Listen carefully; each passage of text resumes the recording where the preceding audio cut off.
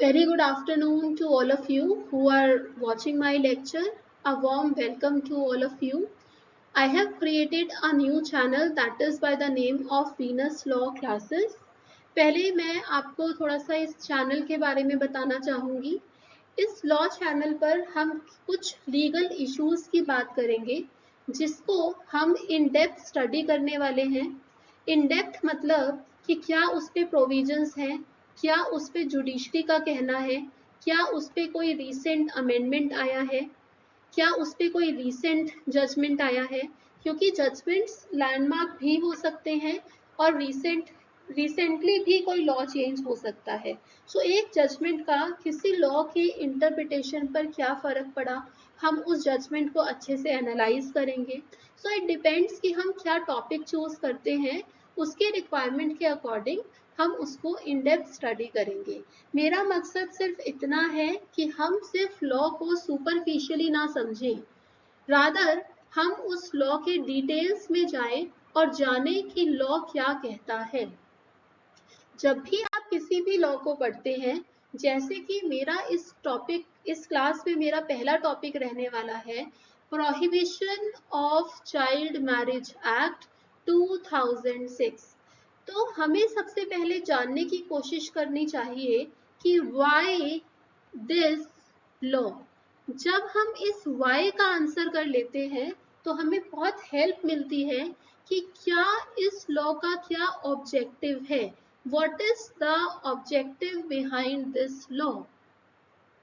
So as the name itself suggests, we wanted to prohibit the child marriages.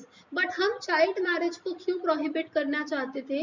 क्योंकि child marriages के काफ़ी adverse effects होते हैं और हम चाहते थे कि हम इन adverse effect को कम कर सकें या बिल्कुल ही ख़त्म कर सकें। कोशिश तो यही होती है कि हम बिल्कुल ही इसको ख़त्म कर सकें। सिनॉप्सिस में मैंने कुछ पॉइंट्स लिखे हैं, इन्हीं पॉइंट्स पर मैं बात करने वाली हूँ। आप अपनी स्क्रीन को पॉज कर देख सकते हैं कि इस लेक्चर में हम किस टॉपिक्स पे बात करने वाले हैं जब हम पीसीएमए की बात करेंगे। Prohibition of child marriage act, it is in short I am writing PCMA. So lectures bilingual रहने वाले हैं, कंटेंट आपको इंग्लिश में मिलेगा और जो भी हम बात करेंगे it is going to be bilingual. थोड़ा सा मैंने इसमें ऐड किया है कि जब भी आप किसी भी लॉ की तैयारी करें, किसी भी कॉम्पिटिटिव एग्जाम की तैयारी करें, जब भी आप अपने बैरेक्ट को पढ़ते हैं तो आप प्लीज इन चीज़ों को ध्यान रखें कि सपोज आपने कोई भी आपने प्रोविजन पढ़ा, उस पर क्या क्या क्वेश्चंस बन सकते हैं और उसी के साथ साथ क्या उस पर मैगजीन्स एक्सेट्रा हैं, क्योंकि ये आपके कॉम्पिटिटिव एग्जाम्स में बहुत हेल्प करते हैं। तो ये आप अप्रोच फॉलो कर सकते हैं। Coming on to the issues. So सबसे पहले क्या एडवर्स इफेक्ट्स थे, इसको भी आप स्क्रीन पॉज कर अगर आप चाहें तो नोट साथ साथ पे बना सकते हैं। सो पहली चीज आती है कि अगर चाइल्ड मैरिज होती है तो क्या इश्यूज आते हैं। सो जैसे यहाँ पर it is the what is the side effect of early pregnancy, the mother or maybe the child, they may face certain fertility issues. Health, it is about the health of the lady, nutrition etc. और हम सबको पता है कि right to life हमारा एक fundamental right है। अगर हम राइट टू लाइफ की बात करें, right to life, it is a fundamental right under article 21। Then अगर हम एजुकेशनल अटेनमेंट कम हो पाता है बिकॉज आप डोमेस्टिकेटेड हो जाते हो after the marriage. So meaning thereby what is the prospects for higher education and when education level decreases, what is the impact of that over labour force participation, earnings and the welfare. What are you contributing to the society in terms of income generation? That is the main point. Then it is also affecting the women's decision making. और यहाँ आप इस पे ये भी लिख सकते हो the reproductive choice of females. So whether to procreate or not, it is also It is held by the Honorable Supreme Court in Suchita Agarwal. आप यहाँ से ले सकते हैं साइटेशन केस का. It is Suchita Agarwal versus Chandigarh administration. इस case में ये कहा गया, चंडीगढ़ एडमिनिस्ट्रेशन, इस केस में ये कहा गया था कि reproductive choice it comes within the scope of article 21. Then child marriages को कहा जाता है कि these are double edged sword. कहने का मतलब है कि चाइल्ड मैरिजेस का एडवर्स इम्पैक्ट पड़ता है मदर पर एज वेल एज चाइल्ड पर. फिर हम इसमें बात करेंगे कि क्या ऑब्जेक्टिव्स हैं. सो जो भी एडवर्स इफेक्ट्स आपको देखने को मिलते हैं, what ever the adverse effects, जो भी हमने उसके लिए किया, इसको हटाने के लिए, these are the objectives behind this act. वो objectives हो जाता है, that is the motive, that is the aim of this law. तो आप इसको पढ़ सकते हैं एक बार. अब बात करते हैं कि क्या PCMA से पहले कोई लॉ था इस पर्टिकुलर टॉपिक पर, क्योंकि हम एक स्पेशल लॉ लेकर आए PCMA, that is prohibition of child marriage act. क्या इससे पहले कोई कानून नहीं था? Answer is yes. इससे पहले भी एक कानून था जो कि 1929 में ही लागू कर दिया गया था. उसको हम कहते थे चाइल्ड मैरिज रिस्ट्रेंट एक्ट 1929. ये लॉ था जिसने पहली बार, this was the first attempt by the legislature to fix the age of marriage. तो फीमेल्स के लिए 14 वर्ष रखी गई थी और मेल्स के लिए 18 वर्ष रखी गई थी. अगर आप देखोगे इस लॉ में, अगर आप अमेंडमेंट्स देखोगे तो टाइम बाय टाइम क्या होता गया, हम इस एज को बढ़ाते गए. और अगर हम आज PCMA पढ़ते हैं तो ये ब्राइड के लिए, यानी कि for females it is 18 years and for mails bride groom it is 21 years. तो आज का अगर मैं लॉ देखूं तो ये 18 और 21 है. अब जब हम मैरिज की बात करते हैं तो एक चीज क्लियर है कि मैरिज एक पर्सनल रिलेशन है with respect to the parties. तो बहुत डिपेंड करता है कि what is the religion of the party, जिससे हम ये जाने कि इस मैरिज में कौन सा लॉ अप्लाई होने वाला है. फॉर एग्जाम्पल, अगर आप हिंदू हैं तो it is the Hindu marriage act that is going to be applied, Hindu marriage act 1955. If both the parties to the marriage they are Muslims, अगर वो मुस्लिम्स हैं तो फिर हम मुस्लिम पर्सनल लॉ को लगाते हैं. ऐसे ही अगर क्रिश्चियंस हैं, पारसीज हैं, तो हर फेथ के अकॉर्डिंग हमारे पास एक लॉ है that is known as personal law. हम उसको पर्सनल लॉ बोलते हैं. अगर इंटरफेथ होती है तो स्पेशल मैरिज एक्ट हमारा लगाया जाता है. तो जब हम बात करेंगे PCMA की तो एक क्वेश्चन आएगा कि कौन सा लॉ प्रिवेल करेगा, is it the personal law और इज इट द PCMA. तो अभी के लिए मैं आपको ये बताना चाहती हूँ कि जैसे अगर हम हिंदू मैरिज एक्ट में देखें तो ये एज यही है, बट अगर मैं मुस्लिम पर्सनल लॉ की बात करूं तो वहां पर age of marriage is 15, age of puberty that is for both. तो इसलिए ये जानना बहुत जरूरी है कि PCMA में एक मैरिज का क्या स्टेटस है अगर जो पार्टीज टू द मैरिज हैं वो कम एज की होती हैं, अगर वो चाइल्ड मैरिज होती है तो. ये मैंने एक चार्ट बनाया है बिकॉज हमारे पास एक डिसीजन आया था, independent thought versus union of India, 2017 का डिसीजन था. इसमें एक क्वेश्चन उठा, a very interesting question that was raised before the honourable supreme court. और वो क्या क्वेश्चन था कि पहले मैं आपको थोड़े से सेक्शंस बताना चाहूंगी. सेक्शन 375 बात करता है रेप की. इसी में अगर आप 375 का एक्सेप्शन नंबर 2 देखो और अगर आप 375 का क्लॉज नंबर 6 देखो, अभी मेरे पर्पस के लिए ये दोनों रेलेवेंट हैं तो हम इस पे बात करेंगे. 6 कहता है कि अगर कोई भी लड़की 18 साल से कम की है, चाहे उसमें कंसेंट नहीं है, और अगर उनका रेप होता है तो ये कंसेंट इररेलेवेंट हो जाती है। कहने का मतलब ये है कि वो एक स्टैट्यूटरी रेप कहलाता है। मतलब कि अगर विक्टिम ने अपनी कंसेंट भी दी हो, और विक्टिम अगर सपोज 16 या 17 साल की है, वो तब भी रेप रहेगा। Accused person can be held liable for that.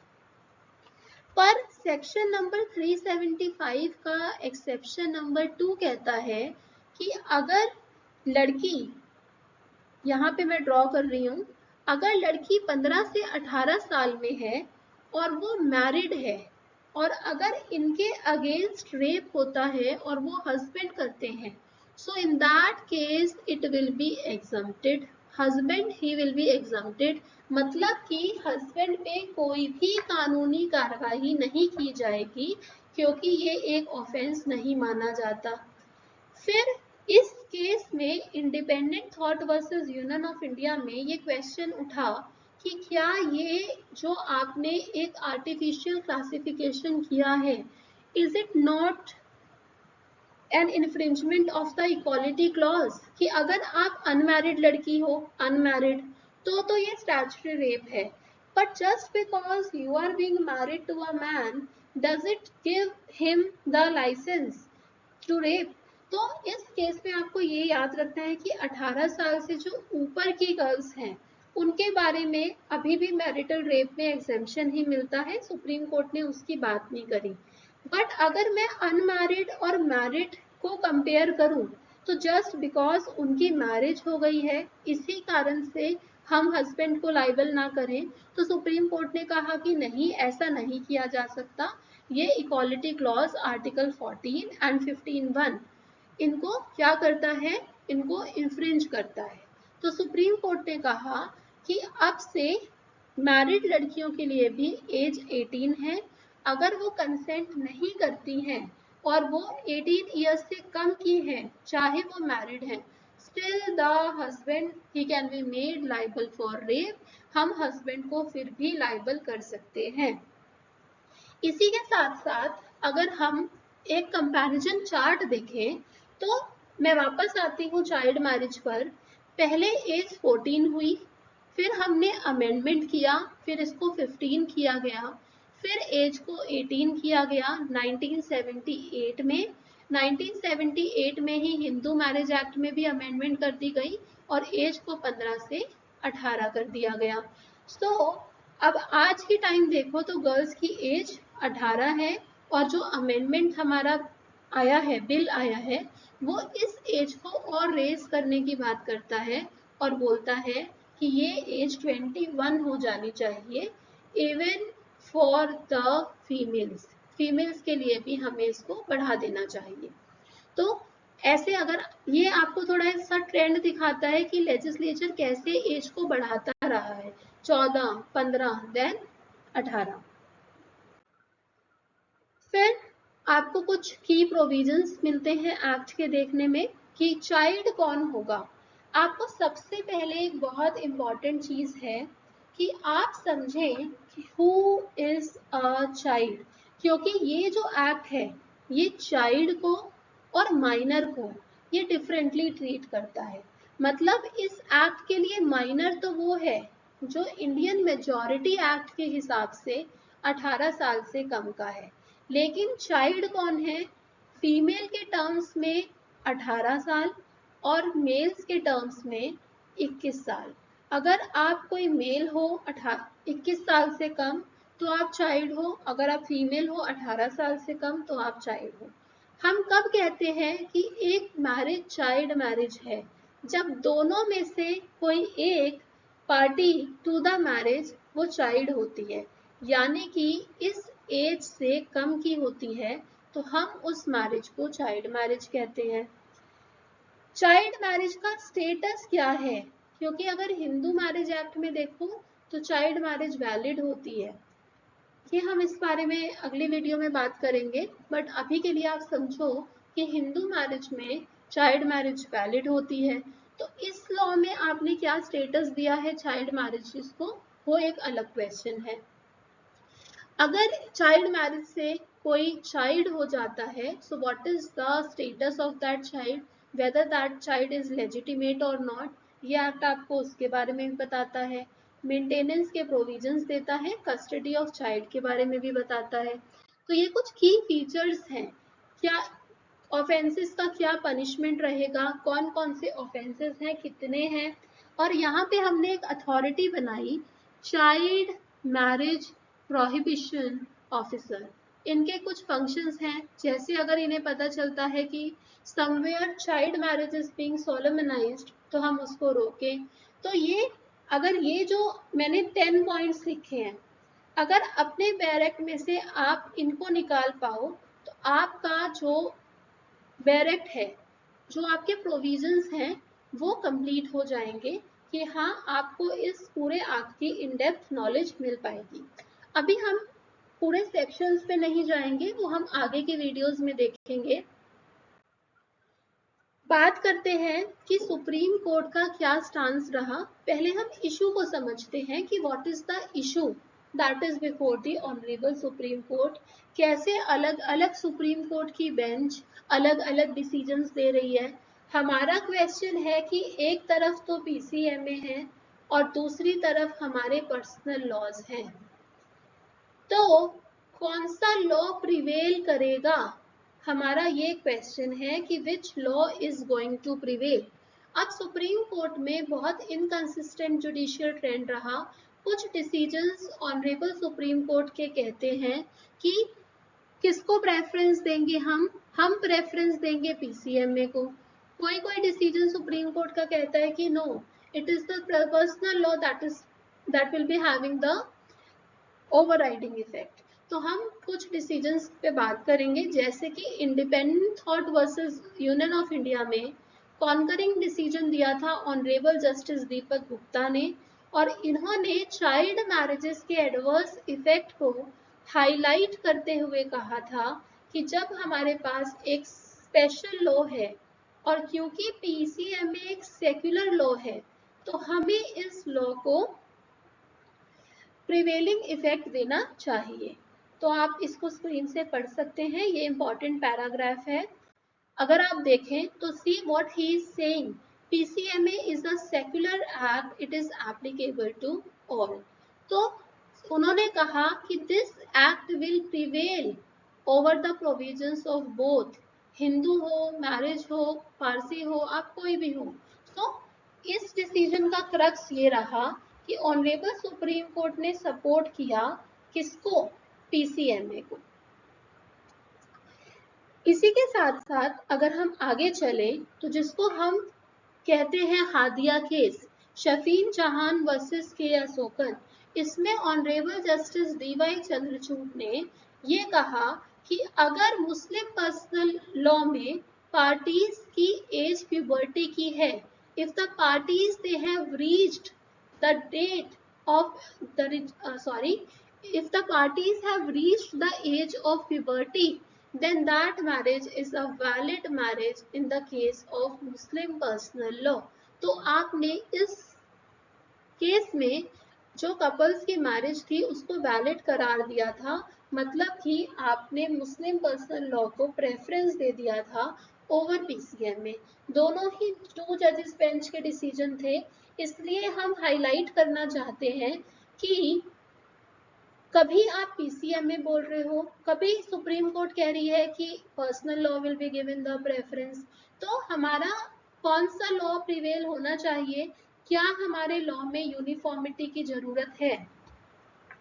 जैसे अगर मैं अभी बिल की बात करूं 2021 की, तो वो कहता है कि the PCMA it will be having overriding effect over all the customs, over all the laws, हर लॉ पे इसका ओवरराइडिंग इफेक्ट रहने वाला है। सो अगर ये बिल आता है तो लॉ में यूनिफॉर्मिटी आ पाएगी, बहुत अच्छा हो जाएगा।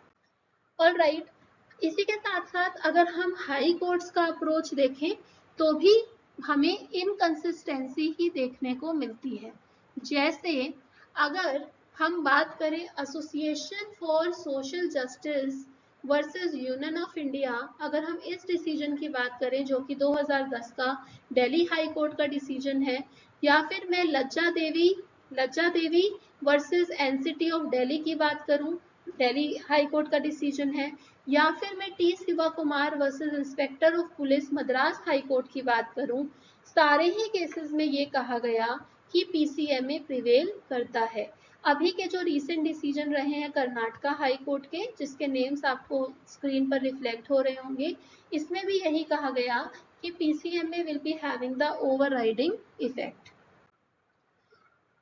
अब हमारे पास कुछ डिसीजंस रिसेंट ही हमारे पास कुछ डिसीजंस ऐसे आए हैं जिसमें हमने बोला कि पर्सनल लॉ को प्रेवलेंस मिलती है किसके ऊपर, पीसीएमए के ऊपर, जैसे कि Fiza versus state government NCT of Delhi, Ghulam Deen, ये तो बहुत ही फेमस रहा, Ghulam Deen versus state of Punjab, Javed versus state of Haryana.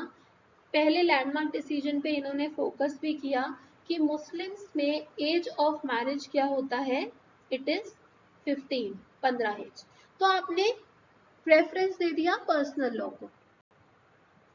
तो ऐसा हमें कॉन्फ्लिक्ट देखने को मिलता है, इसलिए जो हमारी प्रोपोज्ड एक्ट है that is the 2021 amendment bill, child marriage amendment act जो है, prohibition of child marriage amendment act, ये आपको कहता है कि अब से फीमेल और मेल दोनों की ही एज 21 कर दो, क्योंकि ये हमें हेल्प करेगा कि एक सर्टेन एज पे जब फीमेल 21 की हो जाए तो फिर अर्ली प्रेगनेंसीज के रिस्क से बचा जा सकता है और हम एक इक्वालिटी क्रिएट कर पाएंगे with respect to females also.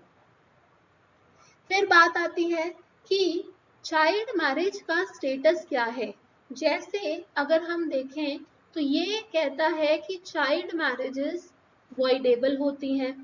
जो भी आपके प्रोविजंस हैं उनको मैं डिस्कस करूंगी अगली वीडियो में, बट अभी के लिए आप इतना जानिए कि पीसीएमए चाइल्ड मैरिजेस को वॉइडेबल डिक्लेयर करता है सेक्शन नंबर 3 में, यानी कि एक कोई भी party who is a child to the marriage वो जा सकती हैं और बोल सकती हैं कि हमारी मैरिज को एनल कर दिया जाए। तो पहले ये आपको जब आप मेजर हो जाते थे 18 गर्ल्स के केस में प्लस 2 साल मिलते थे कि आप अपनी मैरिज को कर पाओ, एनल कर पाओ, और मेल के पॉइंट ऑफ व्यू से देखें तो 20+2 मिलता था, यानी कि 23 इयर्स की एज तक आप अपनी मैरिज को एनल कर सकते थे। आपको अमेंडमेंट थोड़ा ज्यादा समझ आएगा जब हम एक बार एक्ट के प्रोविजंस को कर लेंगे।